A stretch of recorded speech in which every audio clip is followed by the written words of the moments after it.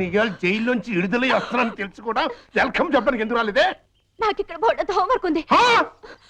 నువ్వు హోంవర్క్ చేయటం ఏంటి? ఎగతాళిగా మాట్లాడుకో.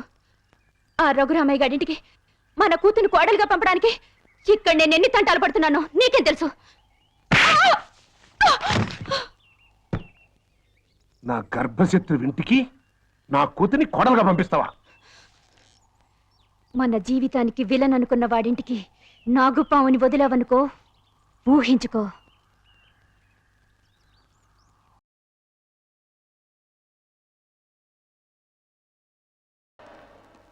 నాన్నగారు, తమ్ముడు చదువుతున్న కాలేజీ ప్రిన్సిపాల్ గారు మీకు ఈ లెటర్ పంపించారు. ప్రిన్సిపాల్ చదువు.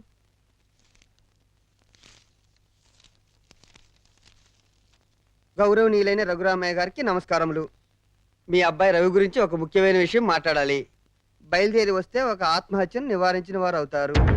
ఇట్లు భవదీయుడు Bhavani Prasad, principal, MRC college. మీ అబ్బాయి రవి ప్రవర్తన ఏం బాగోట్లేదు. అయితే వాడు మా రవి అయి ఉండడు. తమ పిల్లల గురించి పెత్తండ్రి అలాగే అనుకుంటాడండి. కానీ మీ వాడు సామాన్యుడు కాదు. కొత్తగా చేరిన స్టూడెంట్స్ ని ర్యాగింగ్ చేయటం, ఆడపిల్లల్ని అల్లరి చేయటం, లెక్చరర్స్ ని ఏడిపించడం. మా ప్రిన్సిపాల్ గారిని కూడా ఏడిపిస్తున్నాడండి. ఎస్, మీరు మా వాడి మీద వేస్తున్న అభాండాలు నమ్మలేకపోతున్నాం అండి. వాట్? నావి అభాండాలా? What do you mean by that? అది కాదండి రంగా, నువ్వు ఊరుకో. సార్, మా వాడు. నో నో నో నో, మీరు వెళ్ళి కాసేపు ఆ పక్కన వెయిట్ చేయండి. నేను మీ వాడిని పిలిచి విచారిస్తాను. అతనేమిటో అతని ప్రవర్తన ఏమిటో మీకే తెలుస్తుంది. ప్యూన్, ఇవన్నీ ఒట్టి గ్యాస్ కవర్లే. రవి గారు, మిమ్మల్ని ప్రిన్సిపాల్ గారు పిలుస్తున్నారు. ఏంటి పిలిచారట? What is the matter? మొన్న కాలేజీలో కొత్తగా చేరిన సుబ్బారావు అనే కుర్రాడిని నువ్వు ర్యాగింగ్ చేశావు. ఫలితంగా అతని కాలు విరిగిపోయింది. దానికి నీ సమాధానం ఏమిటి? పుత్తూరు వెళ్ళి కట్టించుకోమనండి. కొత్తగా కాలేజీకి వచ్చిన వాళ్ళని ర్యాగింగ్ చేయటం పాత రోజుల నుంచి వస్తున్న ఆచారం. దానికి ఇప్పుడు విచారణ ఏంటండి నా బొంద? ఆ కుర్రాడి సంగతి అలా ఉంచు. రాణి అనే అమ్మాయితో నువ్వు తిరగటం అందరికీ తెలుసు. ఆ అమ్మాయి జీవితాన్ని నువ్వు నాశనం చేశావు. ఆ పెళ్లి ఇప్పుడు గర్భవతి. నాకు తెలియకుండా మీకెలా తెలుసు సార్? మీ దగ్గరకు వచ్చి చెప్పుకుందా? Shut up. లేకపోతే ఏంటి సార్?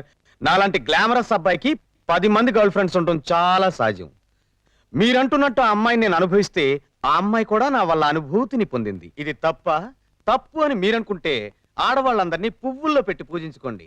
కానీ నేను చేసేది ఇంతే. అమ్మాయి రాణి, రాణి,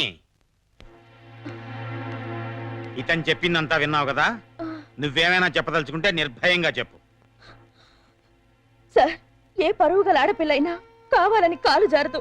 ప్రేమించిన వాడు తనే సర్వస్వాన్ని నమ్మించినప్పుడు విచక్షణ పోవచ్చు.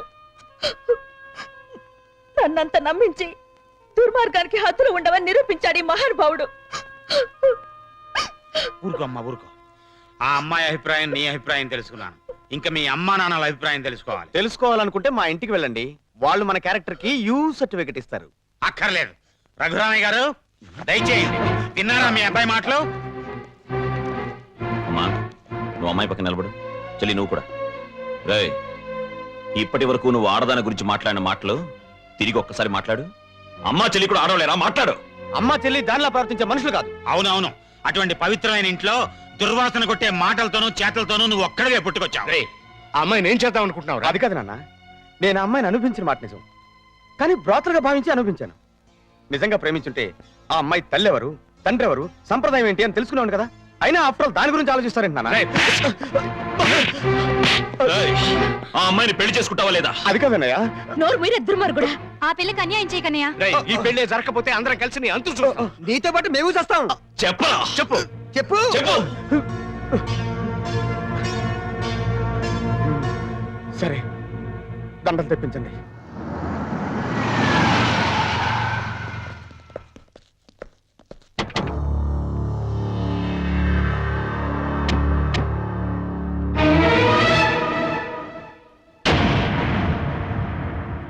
బావా, బావా, బాగున్నావా? ఇంకా బాగోలే. ఆ పిల్లరా నీ కొత్త కోళ్ళం?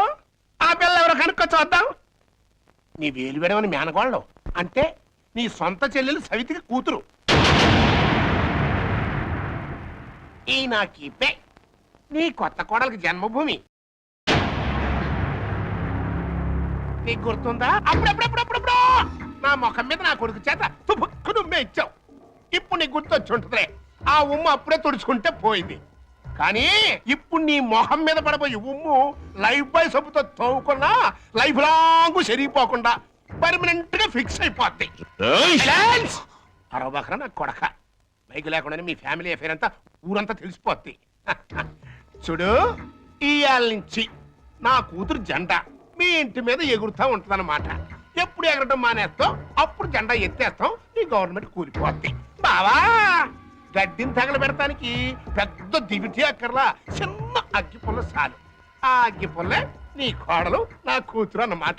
ఈ రోజు నుంచి ది ఎండ్ కార్డు పడేంత వరకు నా డైరెక్షన్ లో ఇవ్వబోయే కొత్త ట్విస్ట్ అన్నమాట.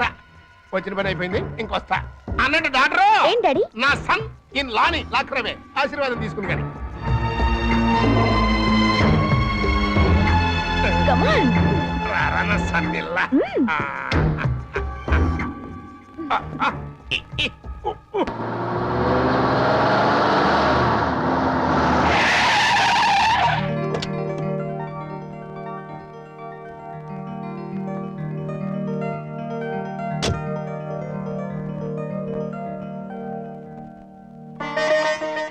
మరి నా ఆడపడుచు లాంఛనము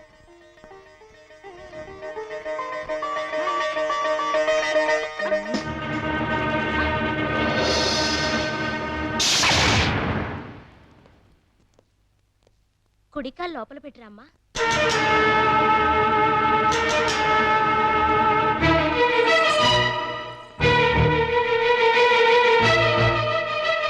కాదు, కుడికాలు. కీప్ లెఫ్ట్ అన్నారు పోలీసోళ్ళు.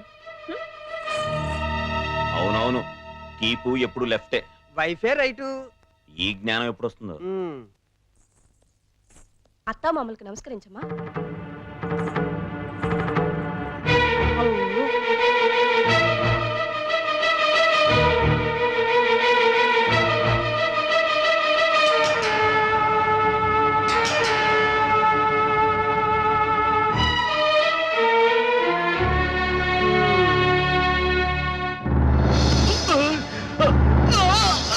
రేయ్, నీకు ఈ ఇంట్లో ఎవరు అన్యాయం చేశారని మా అందరికి ఇంత ద్రోహం చేశావురా?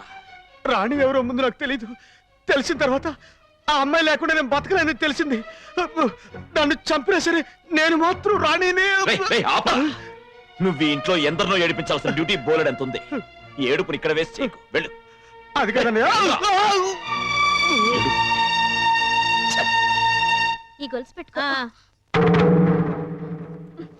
ఎలాగో గదిలోకి వెళ్ళగానే విప్పదీసేదేగా, అంత మాత్రానికి ఇంత బరువు పట్టుచీర ఎందుకండి? ఏ శుభకార్యమైనా సాంప్రదాయ సిద్ధంగా జరిగితే అది మాకు ముందే జరిగిపోయిందిగా. గడ్డిని తగలబెడటానికి పెద్ద దివిటి అక్కర్లా, చిన్న అగ్గి పుల్ల చాలు. ఆ అగ్గి పుల్లే నీ కోడలు నా కూతురు అన్నమాట. ఆ, మా అత్తయ్యకి మావయ్యకి అందరికీ తెలుసు. ఆ వీక్ పాయింట్ లీక్ అయ్యాకే నన్ను ఆయనకి తగిలించారు. ఆ ఫోన్లేండి, పెళ్లికి ముందు ఏం జరిగినా పెళ్ళయ్యాక ఈ తంతు తప్పదంటే మీకోసం కాసేపు కప్పుకుంటాను.